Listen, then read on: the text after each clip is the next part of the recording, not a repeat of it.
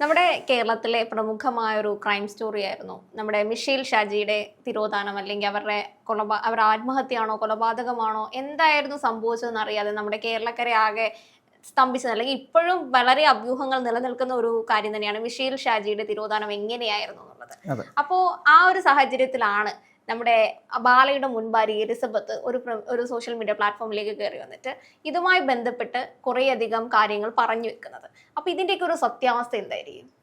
യഥാർത്ഥത്തിൽ എലിസബത്ത് ഇത് പറയുന്നതിന് മുൻപേ നമുക്ക് ഈ എലിസബത്തിൻ്റെ കാര്യത്തിലേക്ക് വരുന്നതിന് മുമ്പേ നമുക്ക് മിഷേൽ ഷാജി ഈ കേസ് എന്തായിരുന്നു എന്ന് നോക്കിയിട്ട് വരാം.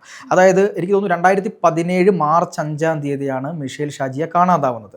ഈ കലൂർ സെൻറ് ആൻ്റണീസ് പള്ളിയിൽ നിന്ന് പ്രാർത്ഥിച്ച ശേഷം വളരെ സന്തോഷവതിയായിട്ട് പുറത്തിറങ്ങിയ മിഷേൽ ഷാജിയെ പിന്നീട് ഗോശ്രീ പാലത്തിന് താഴെ മരിച്ച നിലയിലാണ് കണ്ടെത്തുന്നത്. അത് ആത്മഹത്യയാണ് അല്ലെങ്കിൽ അത് കൊലപാതകമാണ് എന്ന തരത്തിൽ രണ്ട് വിഭാഗമായിട്ട് കേരളത്തിലെ സമൂഹം മാറിയിരുന്നു. കേരളത്തിലെ സമൂഹം ഏകദേശം പറഞ്ഞത് കൊലപാതകം തന്നെയാണ്, പക്ഷെ പോലീസും അന്വേഷണ സംഘവും പറഞ്ഞത് അത് ഒരു ആത്മഹത്യയാണ് എന്നതായിരുന്നു.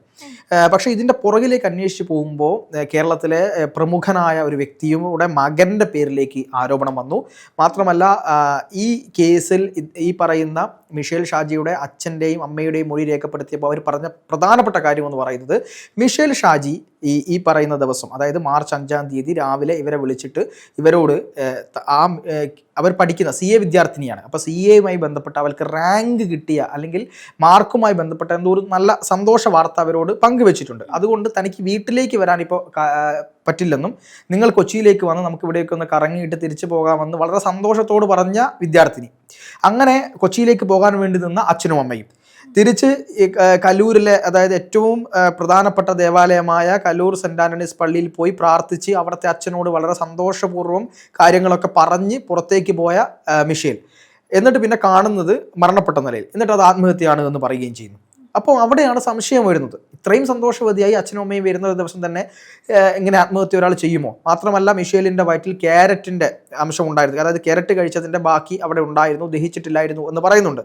അപ്പോൾ ഇത്രയും നേരം മുങ്ങിക്കിടന്ന ഒരാളുടെ വയറിൽ ഈ ക്യാരറ്റ് അങ്ങനെ തന്നെ നിൽക്കുമായിരുന്നു എന്നുള്ളൊരു കാര്യം പല സംശയവുമായിട്ട് ഉയരുന്നുണ്ട്. രണ്ടാമത്തത്, ഈ പറയുന്ന മരണപ്പെട്ട കുട്ടിയുടെ കൈയിൻ്റെ മുകളിൽ ഈ ഭാഗത്ത്, ഏകദേശം ഈ ഭാഗത്തായിട്ട് ആരോ അമർത്തിപ്പിടിച്ചതിന് തുല്യമായിട്ടുള്ള കലകൾ ഉണ്ടായിരുന്നുവെന്നും ശരീരം ജീർണിച്ചിട്ടില്ല എന്നും ഒക്കെ പറഞ്ഞിട്ടുള്ള കുറേ അധികം ഈ കേസുമായി ബന്ധപ്പെട്ട് നിരവധിയായിട്ടുള്ള ആരോപണങ്ങൾ ഉയർന്നു വന്നിരുന്നു. അപ്പോൾ ആദ്യം ലോക്കൽ പോലീസ് അന്വേഷിച്ചു, പിന്നീട് ക്രൈംബ്രാഞ്ച് അന്വേഷിച്ചു. ക്രൈംബ്രാഞ്ച് അന്വേഷണം പോരാ എന്ന് പറഞ്ഞുകൊണ്ട് കുടുംബം ഹൈക്കോടതിയിൽ അർജി കൊടുത്തു. എല്ലാം പരിശോധിച്ച ഹൈക്കോടതി പറഞ്ഞത് ക്രൈംബ്രാഞ്ച് അന്വേഷണത്തിൽ വീഴ്ചയുണ്ട്, പക്ഷേ CBI അന്വേഷണത്തിന് പോകേണ്ട കാര്യമൊന്നുമില്ല, വീണ്ടും ഒന്ന് അന്വേഷിച്ചാൽ മതിയെന്ന് ബഹുമാനപ്പെട്ട കേരള ഹൈക്കോടതി പറഞ്ഞു. അതെന്തുകൊണ്ടാണ് ഹൈക്കോടതി അങ്ങനെ പറഞ്ഞതെന്ന് എനിക്കറിയില്ല.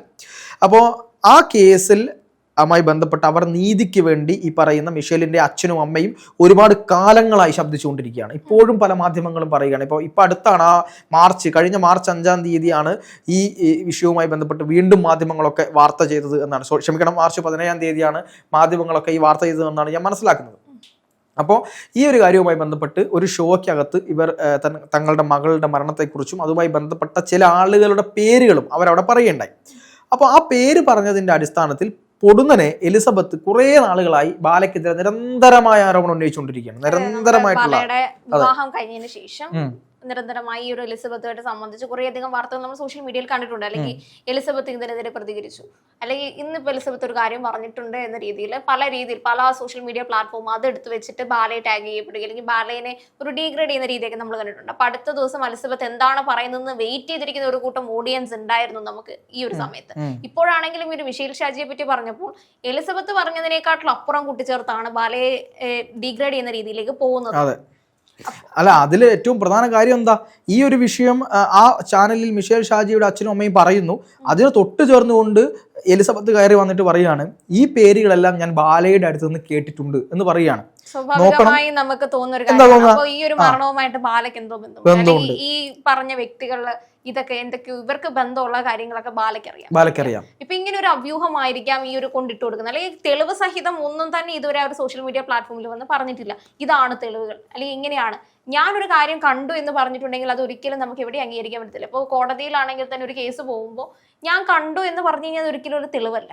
അതിനപ്പുറത്തേക്കും എന്തെങ്കിലുമൊക്കെ ഡിജിറ്റൽ തെളിവുകളാണെങ്കിലും മറ്റ് സാക്ഷിമൊഴികളാണെങ്കിലും ഇതൊക്കെ ഉണ്ടെങ്കിൽ മാത്രമേ എൻ്റെ കേസ് നിലനിൽക്കുള്ളൂ. അല്ലെങ്കിൽ പല കേസുകളും തള്ളിപ്പോകുന്നത് അതുകൊണ്ട് തന്നെയാണ്. വ്യക്തമായ തെളിവുകൾ ഇല്ലാണ്ട് നമുക്ക് ഒരാളെയും ശിക്ഷിക്കാനോ ക്രൂശിക്കാനോ ഉള്ള അവകാശം നമ്മുടെ രാജ്യം നമുക്ക് പ്രദാനം ചെയ്യുന്നില്ല എന്നുള്ളതാണ് സത്യം, യാഥാർത്ഥ്യം. കേരള ഹൈക്കോടതി, ബഹുമാനപ്പെട്ട കേരള ഹൈക്കോടതി ഈ അടുത്തൊരു വിധിയിൽ പറയുകയുണ്ടായി. പോലീസിനെ നിശിതമായി വിമർശിച്ചുകൊണ്ടായിരുന്നു.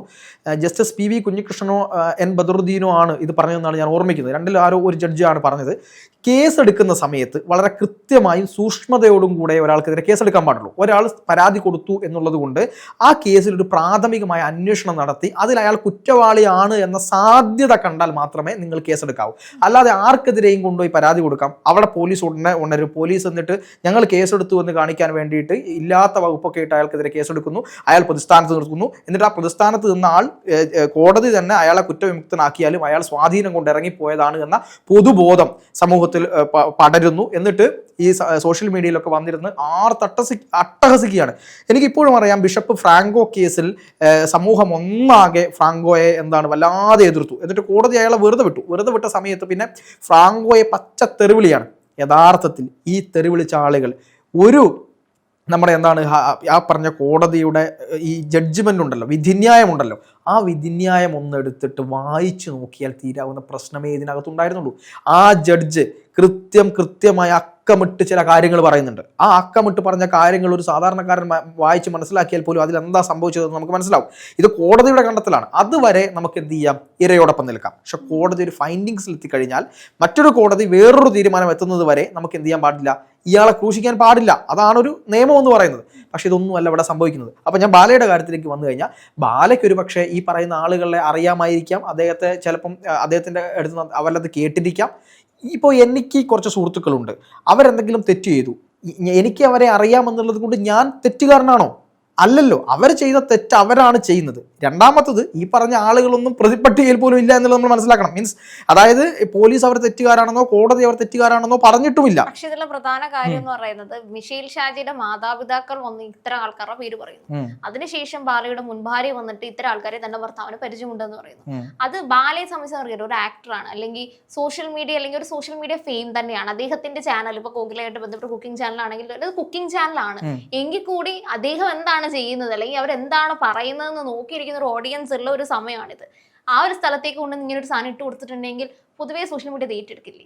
തീർച്ചയായിട്ടും കൊത്തി വലിച്ചു കീറും. കാര്യം ഒന്നും ആലോചിക്കാതെ ഈ കേസിനകത്ത് ബാലയ്ക്ക് എന്തോ പങ്കുണ്ട് എന്നുള്ള രീതിയിലാണ് അവരത് എടുക്കുക. കാരണം ഒരു കാര്യവും അറിയാത്ത മനുഷ്യനായിരിക്കും. ചിലപ്പോൾ ഈ പറയുന്ന ആളുകളായിരിക്കും എവിടെയെങ്കിലും പോകുമ്പോൾ ആരെങ്കിലും ഒക്കെ ഒരാൾ ബാലയ്ക്കൊപ്പം ഒരു ഫോട്ടോ എടുത്താൽ, ഒന്ന് പരിചയപ്പെട്ടാൽ, ഇന്ന് ഇയാളെ പരിചയപ്പെട്ടു എന്നെങ്ങാൻ ഭാര്യയോട് പോയി പറഞ്ഞാൽ ഈ പേര് ഞാൻ കേട്ടിട്ടുണ്ട് എന്ന് പറഞ്ഞ് ബാലയെ വലിച്ചു കീറുന്ന അവസ്ഥയിലോട്ട് പോകും. അപ്പം അതാണ് ഇവിടെ സംഭവിച്ചുകൊണ്ടിരിക്കുന്നത്. ഇപ്പം ബാലയ്ക്കെതിരെ നിരന്തരമായ ആരോപണങ്ങൾ ഉന്നയിച്ചുകൊണ്ടിരിക്കുന്ന എലിസബത്ത് ഇദ്ദേഹത്തിനെതിരെ ഈ കാര്യങ്ങളെല്ലാം കൃത്യമായി ചേർത്ത് കൊണ്ടൊരു നിയമ നടപടിക്ക് പോവുകയാണെങ്കിൽ അത് ആ ബൈക്ക് പോട്ടെ എന്ന് വെക്കാം. പക്ഷെ ഇത് അതല്ലല്ലോ സംഭവിക്കുന്നത്.